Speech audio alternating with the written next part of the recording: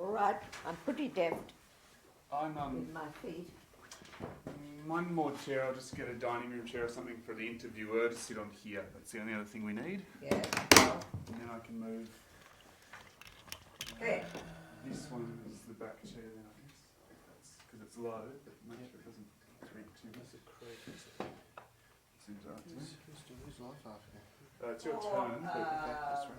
For you men. Go. Still, just do it 10 seconds. Oh, this is real Hollywood. Yeah. That's actually just for show, that click. But, I thought I'd do it anyway. You got it? You got at least 10 seconds there, haven't you? Yeah. Adele, firstly, thank you very much for talking to us and on behalf of the archive. It's a pleasure to meet you, and thank you on behalf of everybody who was involved. You're welcome. Perhaps we could start with a summary of your life and perhaps where you were born and when. Bathurst, 1924, 3rd of March. And what do you want to know? Where did you spend most of your growing up here? Was you a young? Until I was 13, mostly Bathurst and then Sydney to continue with my ballet. Brothers and sisters? One brother. What did your dad do? He dealt in real estate. And where did you go to school? How many schools? Oh, perhaps run us through the places. Started off with a little Mrs. Walker's in Bathurst. Then I went to Marsden College. And then when I came to Sydney, I went to a small French school in Edgecliff called Chambly. No longer exists. And then I went overseas. Where did you start your ballet training? In Sydney. Whereabouts? A studio up near the railway. My first teacher was Russian, Arnold Spirka. He was a ballet dancer and magnificent skater. He was not a great teacher, I have to say, in retrospect, but I didn't last long with Arnold Spirka, and I found Leon Kellaway. And Leon Kellaway taught very well, a very good grounding. So the great teachers in Europe subsequently told me. How many years were you training in Sydney? In Sydney? Not quite 2, I think, yes. Then the ballet came in early 1937. And my teacher, Leon Calloway, arranged for me and I think 2 other pupils of his to be given private lessons with the maître de ballet, Leon Wojciechowski, and to see whether it was worth really continuing. And my mother said to him, well, you know, she's been learning 18 months, 2 years, go to Paris tomorrow and go to Olga Preobrazhenska. And tomorrow we did. When was that? 1937. How did you travel to Paris? By ship, an Italian ship, the Lloyd Triestino. Yes. And did your mum go with you or by yourself? Yes, I was very little. I was too young to travel on my own. And brother, the 3 of us went. And you arrived in Paris? What happened briefly then? Well, the moment we arrived in Paris, we set about finding an apartment, which we did. And as Mother said, we are here to work. We live in a working quarter, close to the studios if possible. She found where the studios of Olga Preobrazhenska were, and so we found an apartment, and we settled in there. That's another story. And I started lessons very quickly. And it was the moment I started, she said, who taught you? Adelska, she told me. Taught you very well. Yeah. How long did you stay in Paris for? 2 years, 37, 39, everyone was told to leave Paris that wasn't French or essential to the city of Paris, really. We were told to get out. Where did you go to? We went to Italy. Why did we go to Italy? Italy was neutral then. And Mother had hoped that possibly I might be able to get into the corps de ballet at La Scala, having won prestigious awards and gold medals, etc. She thought, well, maybe she can. And so we did. And I was accepted. Yes. And how long were you with them before Italy was swept into the war? I would have joined them at the end of 1939 or the beginning of 1940, and Italy came into the war in 1940 in June, but a month or 6 weeks before Italy actually joined the war, there was the most frightful, sudden propaganda. Previous to that, it had been calm and peaceful, and when we were English, okay, you're English.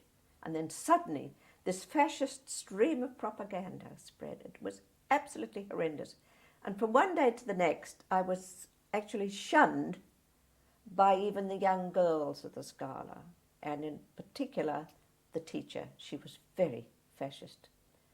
So I came home every day in tears, and Mother said, we can't stay, that's no good. And as we can't, my mother had tried to leave, but they wouldn't issue us with the exit permits. So we went down south, where my mother thought, possibly they'll forget about us. We were hidden in a small village. So. Where was that small village? Eboli, E-B-O-L-I. An important place. It was a very good book was written about it. Christ stopped at Eboli, and they made the film. That's where we first went. We were there for a year, and we were interned shortly after we arrived anyway. Then we were a known number. And what was your number, do you recall? No.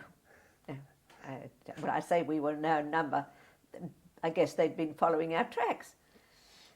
And so they interned us. But there was a little cottage that we could live in, albeit very little and run down, but it was a little cottage out of the village, dirty, filthy, no bathroom, of course, but there was another convenience of sorts.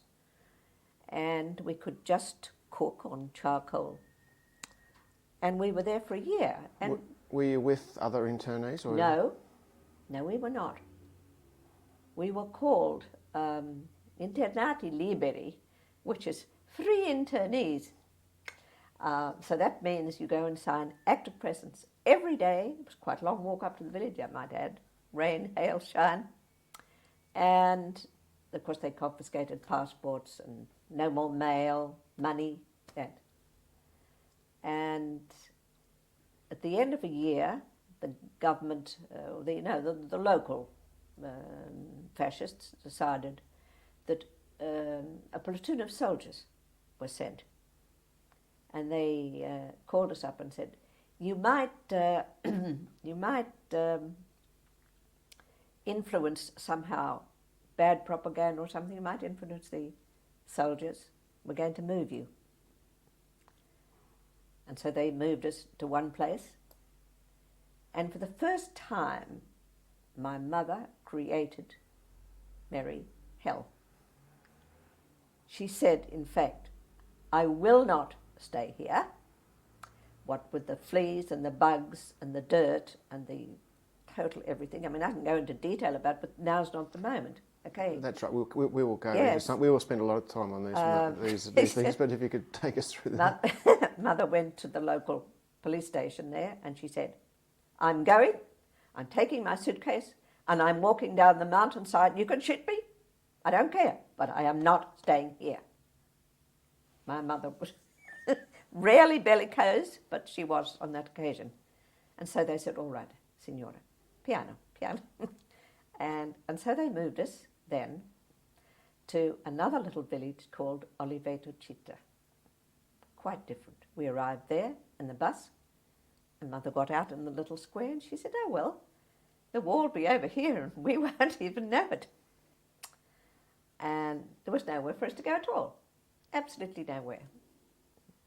So the local policeman was called, and he said, right, there is one room where the gendarme comes round once a fortnight to check on who's been killed, who's wanting, who's been charged with this, who's been in trouble with the law. And so there was one room with one single bed and one wash basin and a toilet. So there we were put, and Mother had the bed and we had the floor about a week. And then the locals, who didn't know us at all, of course, came around to talk to us as we spoke Italian. And they said, well, we can't have that. And they themselves went to the local mayor, and they said, you must find other accommodation. They can't all three live in one room with two on the floor. Who were you with at the time? My mother and my brother. That's all. And so anyway, he was amenable. He sequestrated, really, a little, I can't really call it a house or an apartment, lodgings, put it that way, lodgings, which belonged, as did quite a lot of the little houses in this, it was up in the mountains, in this village. They belonged to people who had properties down around the mountainside, and they had houses consequently around the mountainside, and they would come into the village on the Friday evening, and then on Saturday morning they would go to the market, and then they'd go to church, and then they'd go back. What was the name of that village? Oliveto Città. And a lot of olives there were. And so this was found. This little place, well, there really were, you went up some very narrow, rickety stairs, and halfway up the stairs there was a wooden door, and that's where you sat when you needed the lavatory, with the door open. And then you went up another half a dozen stairs, and there was a small room and another room. And so that's where we were. No running water. There was one bed. Well, I can go to all this detail later on. If we could, yeah. Yes. What year was this? 41. Yes, 41. And after you were there, where did you go? We were notified in May 1943, but there are so many other episodes that you can't believe. We were notified in May 1943 via da questura, via mail. I mean, we'd really only had, in the whole time we were interned, half a dozen Red Cross messages from Australia. But this was, notified by the Swiss government that we could go to Liberty, be put on a special train. I'd love to know more about this myself. Put on a special train to return to England, but not my brother. My brother was of military age, so he would have to stay. And my mother went through turmoil of indecisions about whether to leave him, but he was by then 20, and he said, you must go. because the Allies are landing, and the moment they do, the Germans will come down, swoosh, and they will either put you in a camp, or you will be killed, or you will be, God knows. So he said, you must go, 2 women. And so we decided to go. And so we went from bus to Salerno, the beachhead, and from Salerno, a train came all the way from Sicily and right up to the north of Italy to Bologna, across France, Spain, Portugal. Spent 6 weeks in Portugal, waiting for a flight to cross to England. The V1s and V2s. When did you arrive in England? In July 43. June or July 43. Yes. And the flight was just after the one where Leslie Howard was shot down from Portugal. And we still had problems in England because we had no money. And the Bank of Australasia, which was my mother's bank in Threadneedle Street, had been bombed and there was nothing there. And so they'd lost her signature. So we really had a problem. But there were 2 people in England who saved our lives. One was Bishop Crotty from Bathurst, who was a very close family friend. And Mother rang him, she went first of all to the church where she knew he'd been, he had the living. And the church was razed to the ground. But she saw an elderly lady and she said, do you know Bishop Crotty? Oh yes, he's gone to Hove. She knew that an elderly lady in the vicinity was bound to be. So she got in touch with Bishop Crotty, who lent us £100. And with that then she cabled to a cousin, Lady Abinger, in Scotland. And then we found accommodation beside St Pancras Station. And we were there in total in England just on 2 years. And then we came out on the ship with the Duke and Duchess of Gloucester. Why we did and how we did is another thing I'd like to know. In fact, my husband Felix is always saying, I wonder why you were allowed to come back then. War was still on. And this was, we spent the Christmas of 44, 45 on board ship coming out. And we went right up into the North Sea because the ship was obviously targeted by the Germans. And I know during the middle of the night we let off some depth charges, which made the most frightful noises and terrified everybody. And the Duchess of Gloucester spoke to everybody in the morning. She said, now I think we're safe, everybody. If you're wondering what the noise was, that was that. And a fairly uneventful trip. But we had a concert on board, and so I danced for royalty. Funny. And then we came home. Was the war over by the time you came home? No, not quite. No. Where were you when the war was ended in Europe, VE Day? VE Day, within a few days of our arrival. You're asking me difficult things as to the months and things. I'm not quite sure, but it's easy to trace that exactly. But I'm pretty sure it was really within a very short space of time. And then, not so long afterwards, there was the war in the Pacific ended. I'll take some. Oops. Pick that up.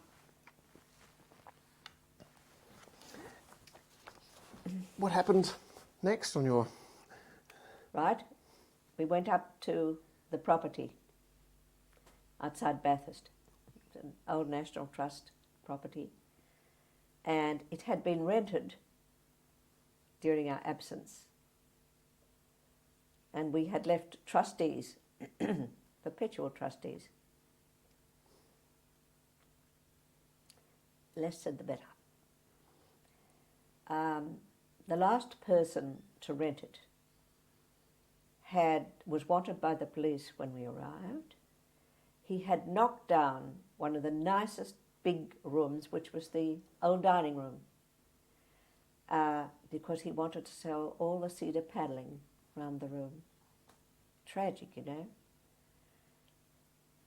And my mother was, of course, terribly upset. But we set about trying to put things in order. And she said, well, you'll only fritter away your life up here. We'd better find a flat in Sydney and see if you couldn't get back to dancing. And so we did just that. We found a flat in Elizabeth Bay, small flat, and found somebody to share it with me, who became quite a name. And I went back to lessons with Leon Kellaway. Who was the person you Started with? no shared the flat with? Her name was Mary Rose, but she went on to much bigger and better things. That's another story. So I started ballet again, and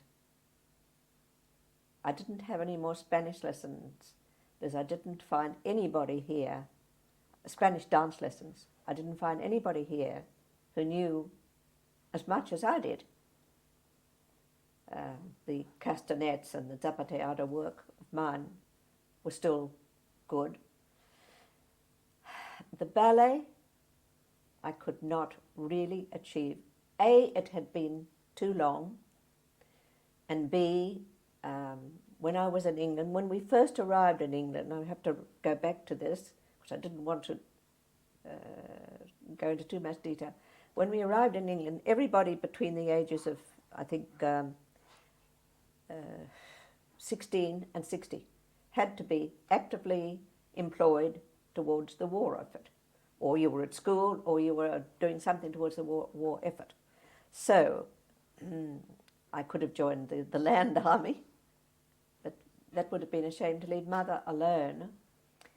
And I thought, well, I might be good enough to join Sadler's Wells. So I went to Sadler's Wells, and they gave me an audition, and I said yes. I mean, we know that you haven't done anything for 3.5 years and you're stiff, but that's fine. You've got all the thing, and then I showed them all my qualifications on paper. And the then teacher, Russian, by the name of Sergeyev, I was having classes with him, and very little English and very little French. So I said, please, slowly, I'm stiff. Yeah. So what did he do? He tore a tendon in the groin, and I just collapsed in pain, went home, called the doctor. He said, I'm very sorry, that'll take you quite a long time to get over that. There's nothing to do except rest. He said, peacetime, you'd sue them. No, you can't. And then I got a job with the Foreign Office. So, how long were you with the Foreign Office? Oh, good 18 months, I guess. Nearly 2 years. This was the British Foreign Office, not the Australian government? British No, government? British Foreign Office. Back in Australia, after you'd got your flat in Elizabeth Bay and... Yes, went back, and then I decided, well, you know, I could do some Spanish dancing. I could perhaps perform a few concerts or something like that, but really classical as such was a thing in the past, and it was that I really loved.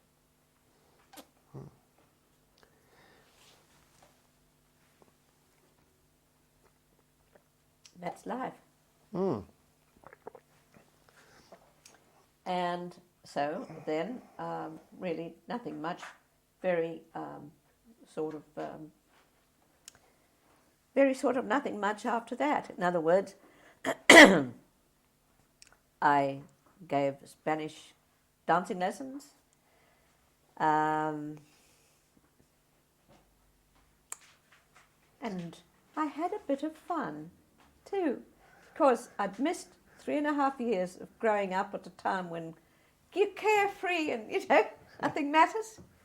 And so I went out a lot and had some fun. And then an acquaintance from New Caledonia came to stay with me and celebrate her 21st birthday. And so I had a party and invited a French wool bar. And at the last minute, one of the number rang up to say, a German as a matter of fact, rang up to say he couldn't come, he was going to Canberra. And I said, oh dear, need a boy. So I rang the French wool bar. I said, don't you worry, I know just the man. And he brought along my husband, who told me that he'd been told 2 months beforehand, there's going to be a great party in Elsie, that they were invited. So, there you are. And what became of your brother? Right. He settled in Bathurst. Yes. He always wanted to become a sculptor or an artist, but he thought he could do architecture as well. And having been left behind in Italy, once the Allies were there, he went first of all to work for the Allied Commission, and then he was able to go to the university and study architecture because he couldn't leave. And in the beginning, the only communication we had from him was through the American forces. A very kind and American padre kept on sending us messages. And then, anyway, my brother came out in 1947. It was not until then that he was able to leave. All of our problems, really, a lot of the problems stem from the fact that my brother actually was born in Italy, because my mother had married my father in Italy, and Bob was born there. So that meant to the Italians that he was an Italian. And so they wouldn't let him go out of the country. All the more reason once he was of military age. See? And your father, how? My parents were divorced when I was about 3, I suppose. And thereby is another interesting story, because when they came out to Australia, before I was born, because I was born in Bathurst, they decided to have a cheese factory in the area where my father came from, which was Eberley. Close by there, they have buffaloes, and they make the mozzarella cheese. And it's far better made with buffalo milk than with cow's milk, believe me. So they decided that that's what they would do. Unfortunately, my father didn't speak any English. I think if they'd stayed in Italy, maybe the marriage would have worked. But out in Australia, with my husband, my father, no knowledge of English, but they bought a property up on the Nepean, somewhere near Camden, I think, somewhere there, and they set about. They brought out with them 2 Italian workers who made cheese. And they made the very first mozzarella and caciocavallo and provolone and those sort of cheeses in Sydney. Nobody had ever heard of them. And they couldn't sell them. So it foundered, and little by little the marriage foundered too. And my father couldn't support us, and no. So that was... And you went on to have a family in Sydney? Well, actually, my mother then, in what happened, one of my uncles died.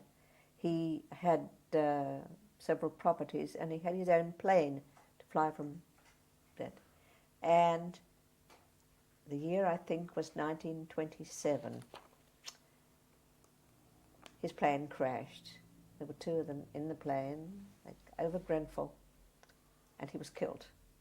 And so my mother then inherited the property, Blackdown. And I remember it, little and all as I was, when I first arrived there, because it was pretty run down, house and everything. We'll come back and talk about that. Yes. We'll wrap Yes. up the summary Good. Yes. if that's Yes. okay. Yes. Did you have children? And Did I have yes. children? After I married Yes. Felix? Yes. How Daughter? many kids? Daughter and a son. Yes. Son's in London, daughter's here, I'm glad to say. Yes. And I have 3 grandchildren. Yes. That's wonderful. Yeah. The eldest granddaughter's 25. That's a great summary. It's a fantastic story. I can't wait to go back and cover the details of it, which we'll do right Yes, now. If you right. want to take a breath and Yes. I usually have my wireless in the car, very bad reception, but I usually have it on the Italian station to keep the language going in my head. And not so long ago, well, he's the usual Italian announcer, and he said something which I think is very profound. Chi parla un'altra lingua è un'altra persona. Do you understand it? He who speaks another language is another person. And you are. When you are fluent in other languages, it's a whole new facet to you. when you were growing up, what was your mother language? English. English. But what other languages did you speak in the house? English. I mean, I was so little when my parents separated and divorced. I was only ba, I think, you know. So, Where was your mother from? Bathurst, and my grandmother. How did she come to meet your father? Well, she was very artistic. My mother loved music. It was a passion, and she had a beautiful voice, and she had lots and lots of records. And she always wanted to sing. She wanted to go on stage and be a singer. Great First World War occurred, and so that was off. And she rode her pony. She got up at 4:30 every morning and rode all the way over to St. Vincent's Hospital to nurse. And when the war was over, she said to her mother, "Now, my sister and I, she was a couple of years younger, want to go to Milan, and we both want to study singing." And my grandmother said, "Well, you deserve it." She said, we'll go to Milan. I'll find a nice pensione for you, put you there. And so they did all that. And no sooner were they installed in the pensione than very soon afterwards in walked my father in uniform, very dashing, clap of thunder. Food of food.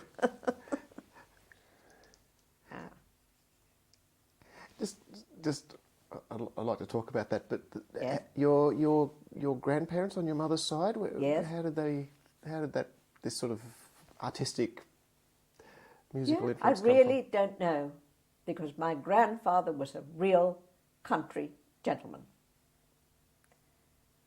He loved horses. Horses really was a passion. And in fact, he bred Arab horses and sold polo ponies to the Indians. Yeah, that's another story. And my grandmother used to entertain them in the big home. They had plenty of servants in those days, as one did have when you had a big house to run and so on. And the time came for them, I guess, to downsize, as we're thinking of doing it. So they left the property eventually to their eldest son, and they moved into Bathurst.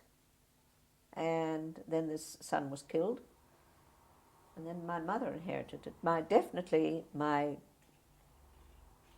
grandmother was born in a place called Rockley, which is a little one-horse town in the area near Bathurst. And my grandfather was born in Bathurst. Yes. What was the name of the property? Blackdown. What sort of property was it? Just about everything. There was cattle, sheep, crops. Yeah. And I believe when it was first granted, it was a grant of land to an English naval officer, Captain Hawkins. 2,000 acres. And his wife wrote quite a well-known book about her journey across the Blue Mountains to Bathurst. And anyway, where were we? Yes, the property. My grandfather bought the property in 1880 something. Right. Where had your grandfather come out from England at that time, or was he born in Australia? Grandfather was born in Australia. Yes, they were both born in Australia. Yes. Certainly there was no artistic bent on his side, as far as I knew. No. Grandmother, probably, I wasn't aware of it. But I can say that I'm only aware of it in things that I have inherited, things such as that. It's beautiful. Isn't it? Unfortunately, we can't see it on the camera. No, but it is beautiful. It is. And that, see the little angel? I do. Yes. Yeah. Well, it's part of a heavenly choir of angels round a mirror. These are great. We have to be a little bit aware that we can't see these things on camera, Yeah, okay. but it's okay to talk about that. But it's fine. But that's how now, in retrospect, I realise she must have been artistic in her own way. And do you have? What did your mother tell you of that period before the First World War? Oh, she told me that growing up in Bathurst on the property was fabulous fun. She and her brother used to go hunting rabbits, and they strung them up between two ponies on wooden poles like this, and then they would sell them. And they also, what did one do in life in the country then? It was self-made entertainment and carefree, very carefree, wonderful, lovely life. Totally, I think, carefree. Yes. We'll have to stop there, and we'll Yeah. change.